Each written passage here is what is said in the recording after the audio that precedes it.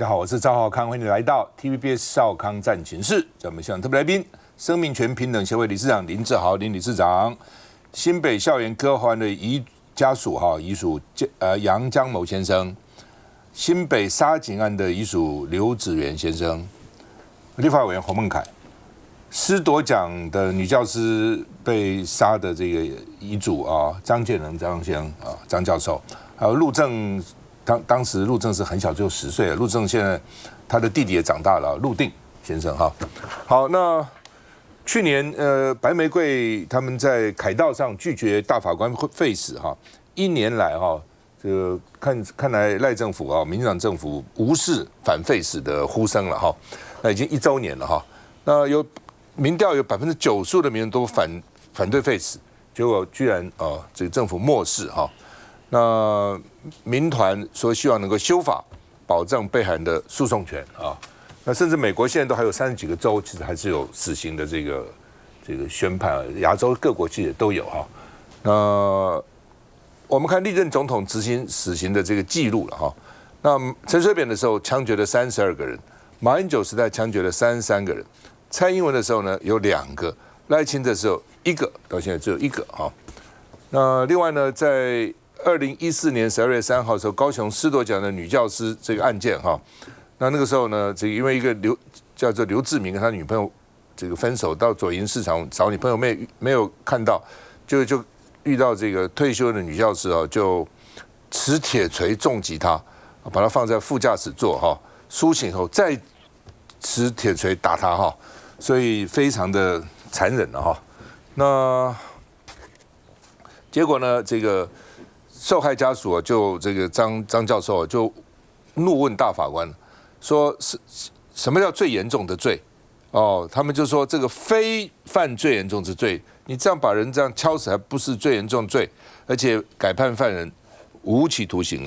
其实他5次都被法官判死，但是因为大法官9月20号公布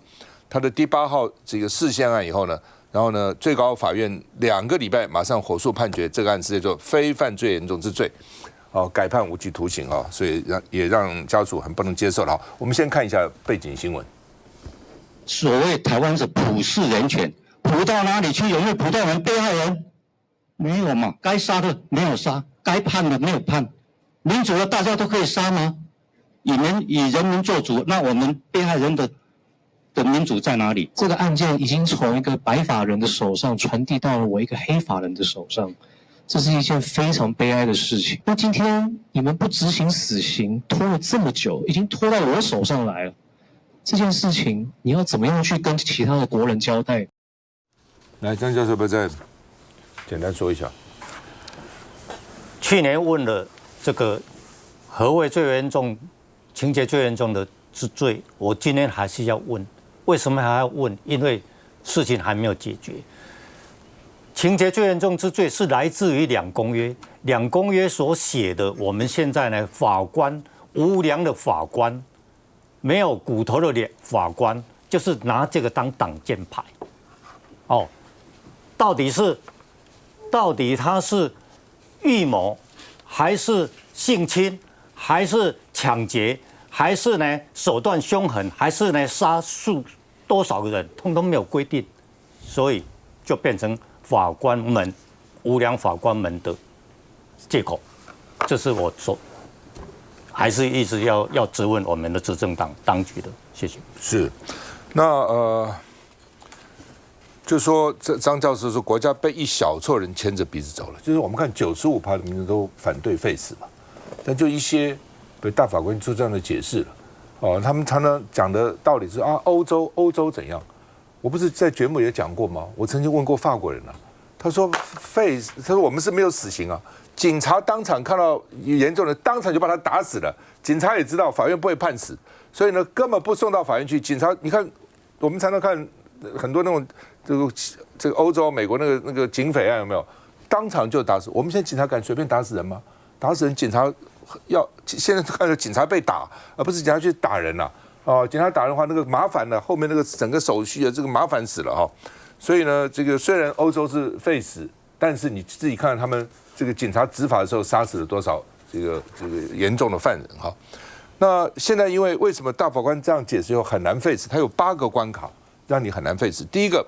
警察在询问杀人犯的时候，如果现场没有律师在场，就不能判死。哦，那只要不是直接故意杀人，而且不是最严重犯的罪，就是刚刚张教授，什么叫最严重？不是最严重就不能判死。那是不是最严重？是心证啊。法官是最严重的罪，他说不最严重，不最严重罪嘛。第三个，只要有精神障碍、心智缺陷或行为能力降低，就不能判死。那有很多犯人他就给你装的好像精神有问题啊，我当时搞不清楚啊，等等啊，要不然就是事后什么每天念心经啊，他有忏悔之意啊，不是最坏的人啊。而且只要合议庭有1个法官，通常3个法官，1个法官不同意就不能判死啊。那另外呢，如果第3审没有律师来强制辩护，也不能判死；第3审没有延迟辩论庭，也不能判死；有精神障碍就判了死，也不能执行，而且必须要限于直接故意的情况才能判死。所以呢，法官一想说，算了，这对不对？就基本上你怎么判死呢？就很困难嘛，哦。那另外呢，这个华山分尸案的凶手，哦，这个家伙呢，就是在那个华山那边叫人家射箭。然后呢，这个结果呢，在2018年看到一个高姓他的女学员酒醉躺在这个草堂里面，就性侵她，而且女学员抵抗的时候呢，双手掐住对方的脖子，把她掐死了。掐死以后哈，还呢说这个中正1分局的侦查队副队长叶硕俊说呢。他不但把掐死，还把它分装在7大袋，弃置阳明山山区，甚至将被害人的乳头割下，说准备制作标本要收藏，实在是令人这实在太可恶了哈！来，这个林理事长怎么看？我们整个司法就是一个共犯结构，这个不是我讲的，这是法官论坛的法官讲的。他们就是说，为了成就前院长许宗力的历史定位，然后公然的打假球、诈判。所以说，就像如同我们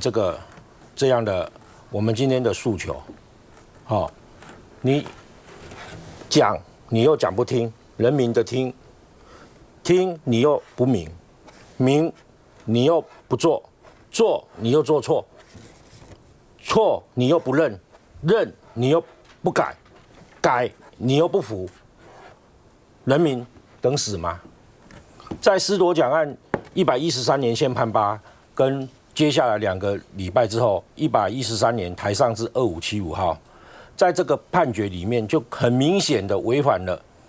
法律的明确性。你说这个不是最严重的犯罪，抢劫、强奸、性侵，然后打出来，最后还把女性的乳房咬掉。你们这样的法官，其中还有女法官，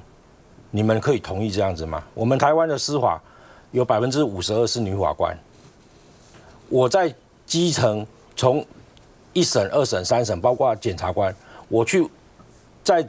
过去这1年来，每一个人遇到我都跟我讲，理事长你很棒，你一定要坚持。我们真正的基层的人员，我们没有人支持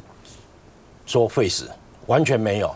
更何况是女性的法官、检察官，他们痛心疾首，只是他们在这样的高压的政策、司法行政高压的政策之下，那他们很无奈，没办法，因为如果你不归顺的这样子，那他们就有想办法让你走路。所以说，今天早上我在那个记者会上，我就替基层的司法官，包括法官、检察官、书记官、通译，还有法警，他们在一个血汗的一个工作的环境之下，那他们的高层都无视于他们现在的恶化的环境。我早上就开了一个玩笑，我们现在到法院，你到那个荧幕上，他会刷一整排，全部都是诈欺，不然就刷一整排，全部都是毒品。那我们国家已经变成一个诈骗天堂，竟然连司法也来搞诈骗集团，被害人情何以堪，而且非常不尊重人。比如说，我们现在赵大哥，你给我们每一个人都有座位，被害人在法庭没有位置，你每一次去坐的地方是不一样的，然后你没有陈述意见的权利，没有，因为被害人不是当事人，不是法庭诉讼的当事人，当事人已经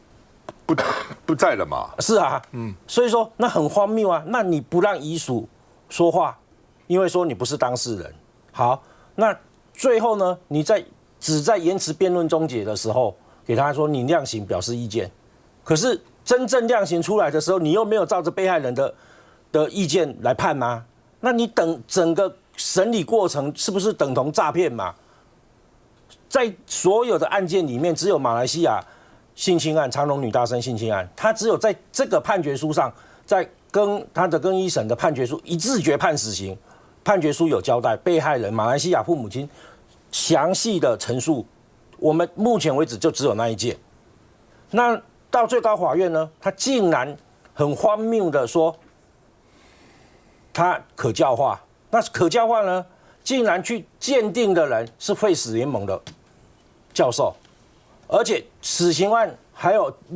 辩护律师团还可以指定鉴定医院跟鉴定人，那都是他们自己人，公然的诈判。然后你说在马来西亚案说撤销花回，竟然鉴定人是教诲师，教诲师没有鉴定人资格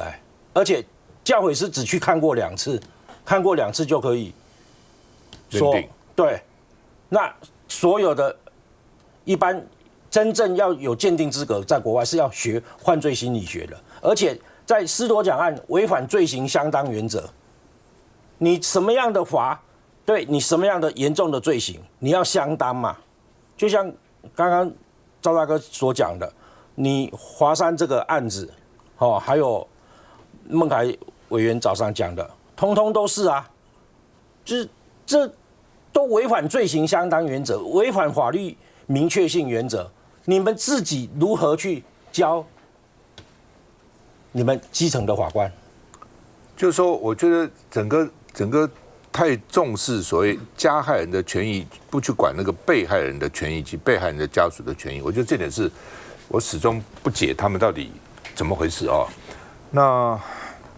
基本上就是说，这个受害家属啊，而且这种伤痛是很多年都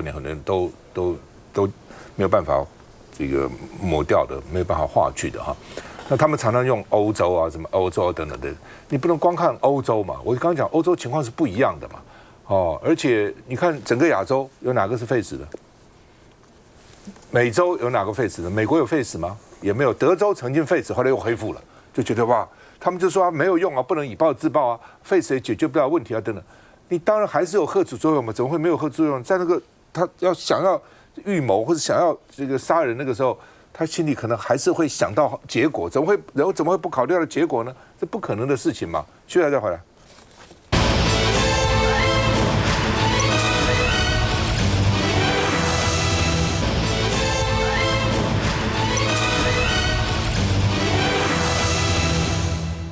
我们之前有判死了，现在就很难判了。但之前呢，有36个死囚，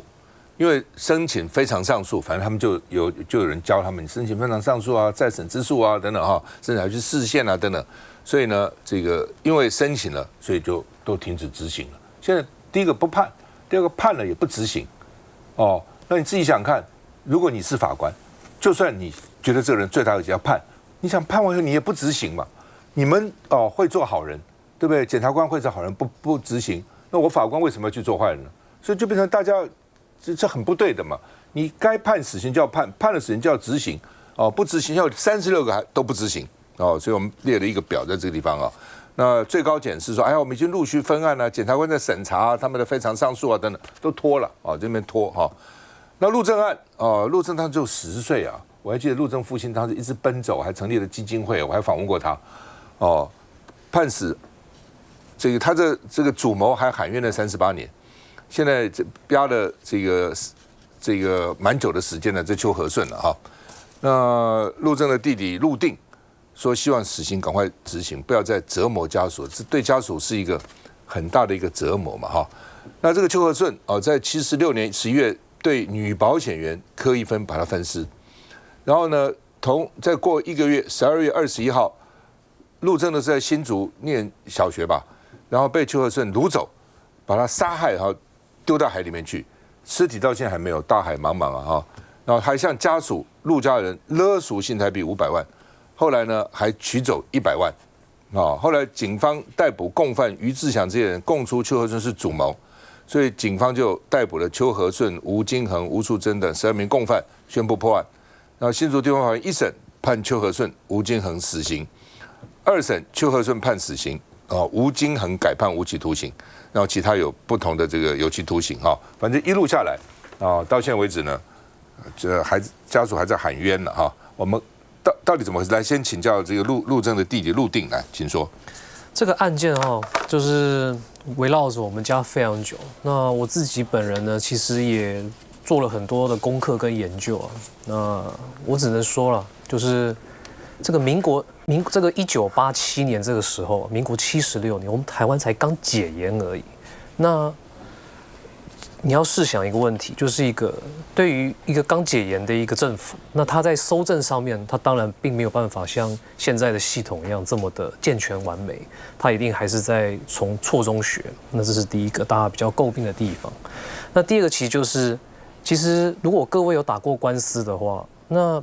请问一下，到底是谁会看这个官司、这个判决书，还有这些证据看得最仔细的呢？我必须要讲，就是被害者家属。我们比任何人都希望能够逮到真正的坏人。那我不瞒各位所说，我的爷爷曾经也是白色恐怖的受害者。他在我父亲小的时候就直接被警总大队直接给抓去关了这样。那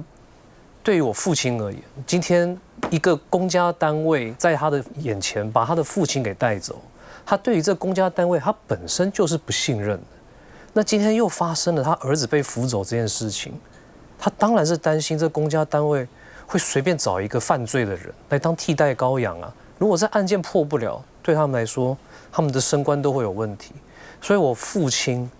我永远都记得，就是当我开始接手一部分的就是资料的时候，那是一整个书房里面全部都是这个案件的资料，就像个潘朵拉的盒子一样。那他也非常非常慎重的去跟这些犯罪们、加害者们，就是他们去确认这个资讯。他有非常非常十足的把握，他才确定说，这些人确实是把我的孩子给夺取性命的。那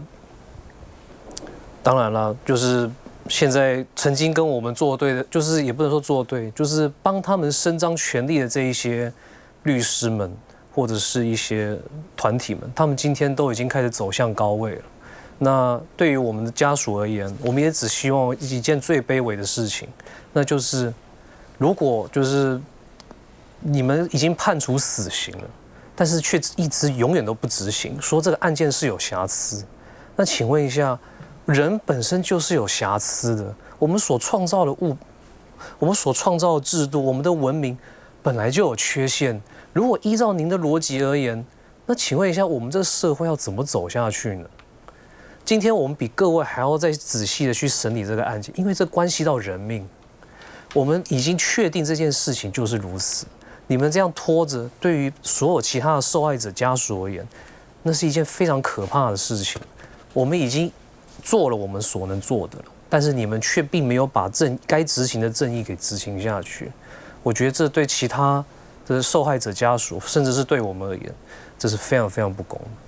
因为陆正战我记得很清楚了哈。那你看，从陆正的父亲到陆正的弟弟哈，这个家属折磨了这么多年，然后都抓到都判死了也不执行啊，然后中间有这个瑕疵有那个瑕疵，扯过来扯过去，然后就拖了。我认为是找理由拖了啊。那另外呢，2022年8月22号，台南双井遇袭命案，这个我印象很深刻啊。等跟大家讲为什么，36岁的涂明成跟27岁的曹瑞杰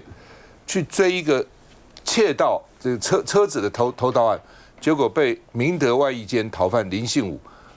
合计2个人被杀了55刀，而且呢，这个还有奄奄一息的远警曾经说不要这样了，不要这样了。但是呢，这个林信武还是持刀狂砍，哦，然后呢放任，已经2个人都杀重伤了，在烈日下曝晒，最后呢不慎死亡哦，实在是很残忍哦。我为什么记得这个事情呢？因为那年我刚好陪着谢龙介在台南，谢龙介还跟我一起去殡仪馆灵堂给这2个远警去鞠躬，这个追悼祭拜他们。然后让我更心酸的哦，是他们2个家属哦，妈妈还是奶奶、祖母都，因为都年轻嘛，还没有结婚嘛，这边在那边还在旁边还守着。然后那时候因为到中午了，那时候已经到中午了，在灵堂们，他妈妈还是祖母还招呼我说：“你吃中午饭没有？我们旁边有一点饭，你要不要吃？”我看了真的很心酸。家属已经受到这样的打压，这样的这个伤害，还问我有没有吃饭。你说我心里这个饭怎么吃得下？第二个，他还想到我，你知道吗？想到我有没有吃饭中午了。这是很善良的台南的乡下人，非常善良了，就遇到这样的事情了。真的，我现在想起来那个画面，灵堂的画面都还在脑筋里面哈。那另外呢，这个清水派出所所长刘忠心这个被害殉职，一个独驾去年9月3号西时后驾车上路，跑到新北地检署等朋友，然后呢，这个把新北市土城警察分局的清水派出所所长刘忠心猛力把他撞到环状线捷运工地围篱致死，然后呢，现在羁押到现在，限期将届，他们又说呢再延长羁押2个月然后就这样子那么2005年汐止有一个杀警案，那嫌犯到现在还是没有伏法这个汐止分局横科派出所员警洪仲南，这怎么念？张大浩是吧？然后这个当时呢骑着巡逻车到汐止农会这个办事处后门的巡逻箱签到，遭王伯忠、王伯英兄弟持刀袭击夺枪，他们要夺枪就把警察给杀了然后呢这个洪警员呢被刺15刀，有好几个刀从胸口刺穿到背部，当场就失去生命迹象。然后呢，张警员呢被刺3刀重伤，然后呢，最高法院把王伯英判死刑，王伯忠判无期徒刑定谳。那父母呢只能每天以泪洗面面对媒体说呢，政府不执行死刑，判了也不执行，而且还用他们的纳税钱去养坏人。养在监狱里面还要给他吃给他住等等很可恶那在2023年12月25号呢，新北市国中割喉案，因为一个林姓女学生，这个到找另外一个女同学聊天，到这个杨姓男学生的班级，不同的班，那因为呢林女生呢离开的时候呢，关门力量太大了，砰，那关了门那也不是聊的是愉快不愉快等等。要求那这个杨同学就要求林同学说，哎，这是公务嘛就是不要那么大声。这林女生就不满了，回班上找她的干哥哥郭姓以及其他同学助阵，跟杨同学发生口角、肢体冲突，然后拿出预藏好的弹簧刀攻击杨同学，颈部、胸部中刀等于是喉咙都被割破了失去意识送到医院，一度恢复生命迹象，但是还是不行那新北地方法院一审宣判，郭姓有期徒刑9年，林姓同学有期徒刑8年。那新北地检署认为量刑过轻，说会提出上诉。我们看一下相关背景的新闻。产、官、学交互滋养的废死生态圈，透过一场场荒谬失焦的判决，来践踏枉死的被害人和凌迟被害人家属。这样畸形的共生共荣体，摧毁了国家法治的根本，破坏人民对于司法的信任，造成整个社会的动荡不安。台湾没有条件、没有本钱去谈会史，因为你要谈会史的国家是第一个，你的民情非常好，你的治安非常好，你那个整个犯罪都没有黑数，都很社会都很平安。可是我们台湾一直在讲会史，然后又慢慢要走向那个实质会史。你看这整个犯罪率有没有降下来？完全没有，整个犯罪的手段更加残暴，更加凶残。好吧，我们先请这个新北校园歌欢的这个遗嘱啊，江某杨先生来请说。其实这一次来讲，我觉得我们一直被少事法打着跑。像一审的判决来讲，他根据他们说什么，察觉反省，然后家庭教育不彰，然后还有就是刑法第几条说得减刑，一减再减，那减到后来剩下9年。那少事法又在规定说，只要1/3期刑期就可以提假释。那到现在，我们已经2年了，算2年了。明年他们就可以提出假释，换我们要担心的。那我们为了要让法官知道我们的伤痛，就是说，我们有提出说我们要提出心理衡鉴。那提出心理衡鉴，理论上应该是那个加害者他们自己提出心理衡鉴去减刑了。现在变成我们受害者也要去，就是提出心理衡鉴，因为我们只能根据刑法57条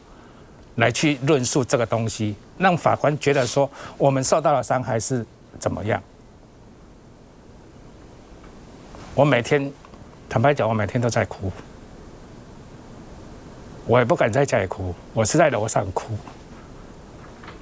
因为我怕把那个情绪带给我女儿，就是有点身心障碍，对啊，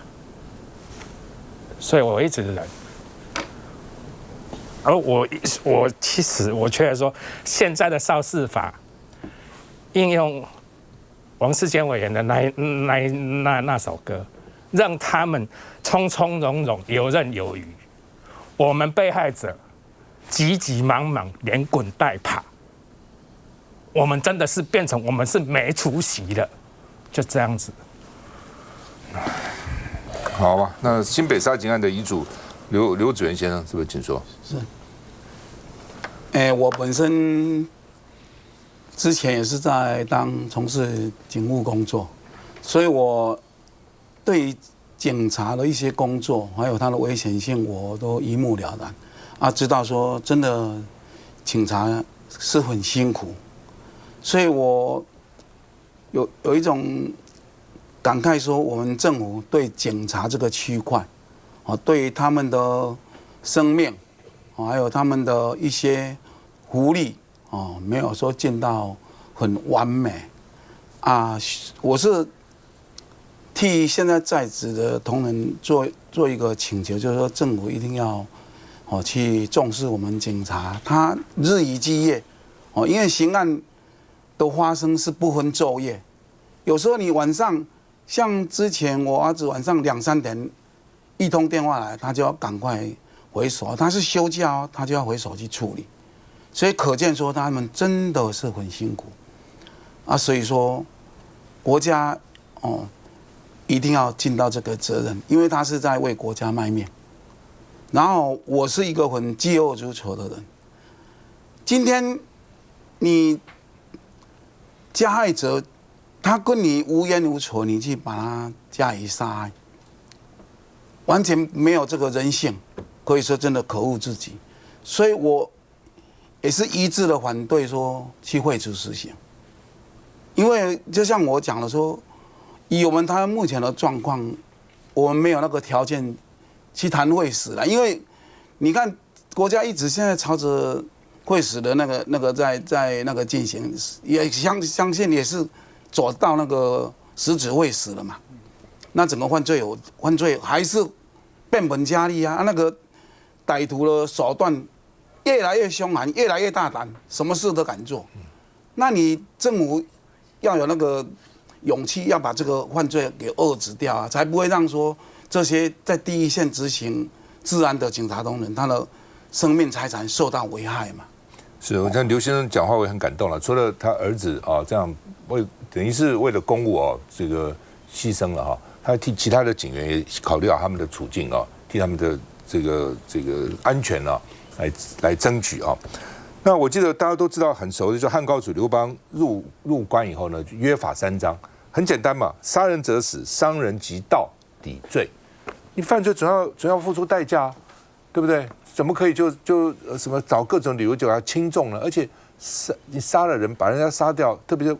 不管有原因没原因，把他杀掉，你法律当然是一种能够遏止的，虽然是教化，但是也是遏止嘛，就是让你想一想，再想一想，你这样做的结果是什么？他现在如果都无所谓，没什么了不起，反正怎样，不是还有人讲说我只要杀3个人才可能判死，现在杀个人可能都不判死，判了死也不执行了，是变成这样子吗？需要再回来。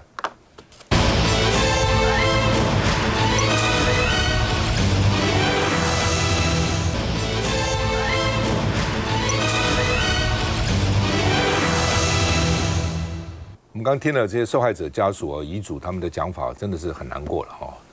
这个人同此心呐，你说这种严刑重罚在乱世就是要这样啊，你说死刑都没有吓阻作用，我才不相信呢，对不对？他在要下决定要动手之前，他都不想一想后果哦。那洪孟楷委员他现在提倡说，诈骗、虐童、性侵用鞭刑入法哦，而且他们要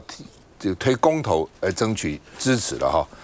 那是不是来讲理由是，你就认为说，反正你废死，既然不能死，我就至少打你，让你吓一下。是，感谢赵先生啦。其实我觉得今天非常的关键，是因为12月3号是去年拒绝废死1周年，以及师铎奖的这个老师离开的11周年了，也因此大家都非常的难过。那今天早上我们开这个记者会，那其实还是在强调，为什么我们要开这个记者会站出来，就是因为过去这1年，其实台湾社会真的走向实质废死。过去检察官开始来提出所谓帮死刑犯的非常上诉，还有没收了中选会，没收了我们所谓的反废死的公投，以及现在几乎任何的罪行，你即便是罪大恶极，不判死刑就是不判死刑。刚刚刘爸爸在现场，刘忠兴这位所长，他之前就在我服务的选区服务过，三芝、淡水，他都是非常优秀、非常尽责的所长。所以我们刚看到他这样子执勤公务的时候，被一个毒虫毒驾，然后到最后把他给撞死的时候，我们觉得非常痛心。现在这个毒虫他还是只是预备庭，地方法院还没有判，但是他到最后这样子的一个对于远警执勤中穿制服的远警杀害，你觉得会判死刑吗？我们感到非常的保守了哈。可是另外一个部分，除了死刑以外，刚刚赵先生一直强调，就是说我们为什么要加强所谓的这个刑责，而我们现在在想考虑所谓的鞭刑，就是因为很简单嘛。过去这几年，台湾社会最严重的犯罪就是诈骗。新加坡在上个月已经正式通过了对付诈骗要用鞭刑制度。当然，原本新加坡就有鞭刑，诈骗不在里面。当然，他把诈骗纳入鞭刑的一个刑责里面。那我们就讲嘛，人家他山之石可以攻错，新加坡已经是一个实验组了。那我们应该去看的是说，新加坡因为这样子做之后，会不会有效的大幅下降我们的一个诈骗数？因为给大家一个数据，从今年1到6月被诈骗的总金额是480亿以外，今年9月新的数字是67亿被诈骗，10月是60亿，11月是59.9亿。换言之，我们每天都还有差不多2亿元左右是持续被诈骗，这还有黑数哦。对，还有黑数，而且更重要的是，这即便你说这数字是一回事，对于被诈骗的家庭也好或被害者也好，那就是100%啊。他被骗300万，被骗500万，他可能是一辈子的积蓄，或者是退休金，或者是说他们所有家庭的钱。那过去有很多的家庭是他因为被骗了之后，然后就走上绝路。所以我们讲是说，你要怎么样有效吓阻？除了现有的刑责以外，是不是能够考虑让新加坡的这个鞭刑制度，我们也来学习来参考？那我今天更讲，因为我们提出来之后，也讲是说，那有人就说，虐童的能不能也适用鞭刑？因为虐童他可能没有办法直接判到死刑，那个性侵能不能也适用鞭刑？吓阻其实很简单，我们并不是要处罚为最终目的，而是我们要以吓阻、以保障好人、处罚坏人为最重要的目的嘛。那还有更重要的是，之前 TVBS 这边也做出民调，其实有70%的民众是支持鞭刑来对付诈骗的。那我们也说，如果可以的话，因为我现在给法务部半年的时间，从9月提出来，希望法务部来提出研议，也参考国内外的一个民情。明年下半年度，我们现在也跟学者专家在讨论，我们也会提出我们的版本。但更重要是因为台湾社会也需要有一个共识。行政部门一直推脱说现在还没有共识，所以我们也在想是说，如果说针对鞭刑来创制的话，能不能用重大政策创制的一个概念，我们明年的公投能够让全体台湾的民众来决定。如果说真的大家认为是说诈骗非常可恶，而现在穷尽一切办法还是没有办法让诈骗数降低的话，鞭刑是可以考虑的。这一点是我们希望能持续跟社会沟通。如果最终大家愿意这样做的话，我们绝对负起责任，立这个法。对了，刚刚也提到诈骗当然很严重了。那如果鞭刑通过，除了诈骗、性侵啊，甚至杀人啊什么，我觉得，有的人不怕关怕打，那打得皮开肉绽那种，新加坡那种鞭刑、马来西亚鞭刑是很可怕的啊。我们看一下相关新闻。台湾全国国人的共识，如果要会诊的话，我们也认为可以考虑用鞭刑公投的方式来让全国国人清楚明白的来表态，是不是能够在我国刑法上面能够增加鞭刑这样的一个处罚要件以及处罚方式，来遏阻犯罪。我们立了再多的法，如果我们的行政机关依然傲慢跋扈，依然不愿意执行，或者选择性诠释去保护加害人的时候，那么修了再多的法，司法的公信力也无法重建。就如同刚刚几位受害人家属所谈的，问题在执行嘛。我们先修了严刑峻法，甚至鞭刑等等，这个都是无奈之举啊。我们也希望台湾的人权能够被保障，可是问题是，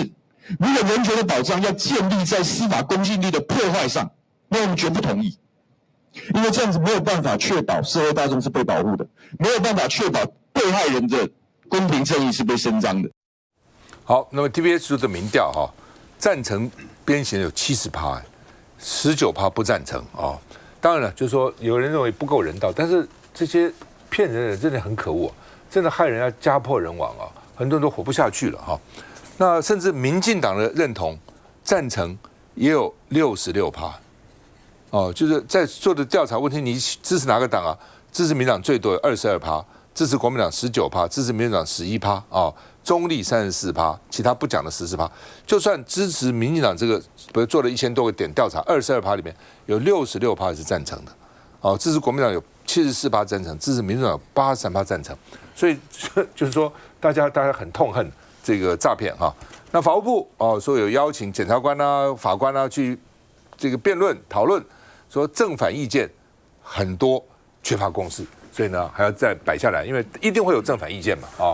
那但是呢，他们就摆下来。但问题是，要不要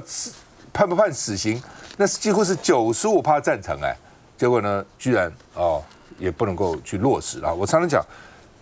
被害人、加害人权益，当然我们要注意它，法律程序要正当，然后就算这个整个这个关起来，在看守所、在监狱啊等等，也需要有给予最起码的人道的对待。但是被害人的权益能够视而不见吗？被害人家属的痛苦能够视而不见吗？我们休息一下回来。